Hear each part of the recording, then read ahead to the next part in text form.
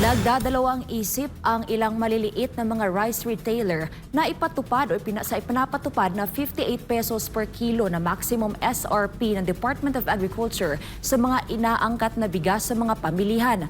Malulugi raw sila't lalo't mataas ang kuha nila sa kanilang mga ahente. Pero naniniwala naman ang isang grupo ng mga magsasaka na importers at traders lamang ang panalo sa gagawin ng gobyerno.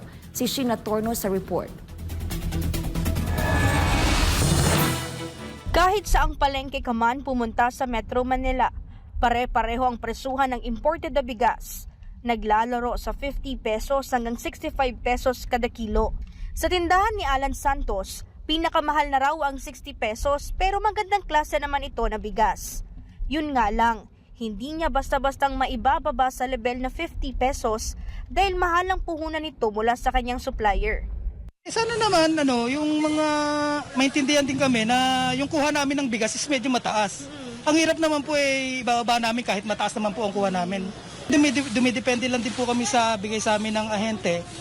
Ang hinaing ni Alan Santos ay posibleng madagdagan pa, lalo't nakatakda ng ipatupad ng Department of Agriculture ang maximum suggested retail price sa imported rice na nasa halagang 58 pesos kada kilo. Sisimulan daw itong ipatupad sa palengke at sa grocery store sa Metro Manila sa Enero 20 ng 2025 para sa 5% broken na well-milled at regular milled rice. Sinasabi natin sa publiko, ito lang dapat ang maximum na presyo niyan. We're reviewing now yung mga major markets in, let's say, Cebu, Cagayan de Oro, Davao, Zamboanga, Iloilo, Negros, Batangas. We will be setting it, susunod na yung iba, of course. Sa oras na maging epektibong MSRP, ay handa raw ang Department of Trade and Industry para sa monitoring at enforcement sa mga hindi susunod sa naturang kautusan. The way we enforce other products, ganun din ang pag-enforce namin ng bigas. So yes, bibigyan namin sila ng report that hindi sila sumusunod.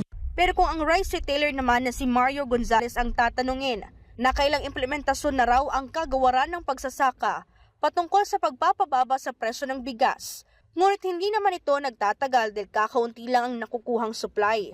Dapat intindihin din daw ng gobyerno ang kagaya nila ng mga maliliit lang kumpara sa mga importer at trader. Nasa 3 pesos hanggang 4 pesos lang anya kada kilo ang kanilang kinikita. Papabawasan pa yan sa iba pang mga bayarin. Pag kami makukuha kami mababa doon, pwede. Kung wala naman, kung ganito din lang, ay magbabayad kami tracking, kargador. Hindi ko masasabi kung sapat na eh. Naniniwala naman ang grupong Samahang Industriya ng Agrikultura o SINAG na mga importer at trader lamang ang panalo sa hakbang na ito. Katunayan, gobyerno nga raw ang lugi sa pinapatupad ng Executive Order No. 62 dahil bilyong-bilyong piso ang nawala na pwede sanang ilaan sa mga programa para sa mga magsasaka. Kaya if we are looking at yung mga bagay ngayon, hindi nakinabang ang gobyerno dahil nawalan siya ng revenue ng almost 16 billion. Lugi ang farmers dahil bumagsak ang farm gate dahil sa mababang presyo ng bigas. And ultimately, nalugi yung consumers. Para sa Diyos at sa Pilipinas kung mahal, ito si Sheena Torno, SMNI News.